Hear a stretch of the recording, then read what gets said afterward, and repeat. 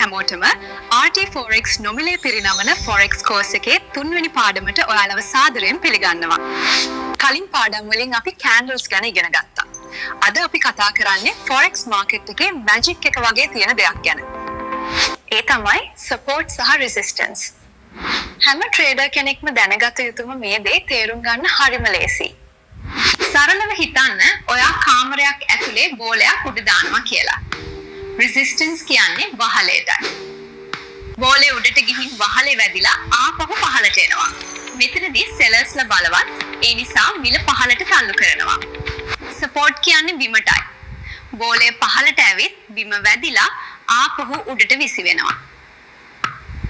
එතනදී buyers ලා බලවත්. ඒ නිසා මිල ආයිත් උඩට විසි වෙනවා. මේක තමයි support සහ resistance වල පදනම. රහස ඉරක් නෙවෙයි zone එකක්.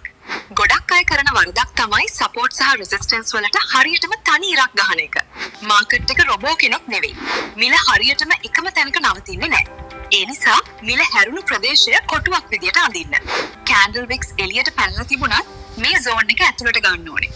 එතකොට ඔයා fake breakouts වලට අහු වෙන්නේ නැහැ. ඊළඟට වැදගත්ම දේ වහලය බිම වීම.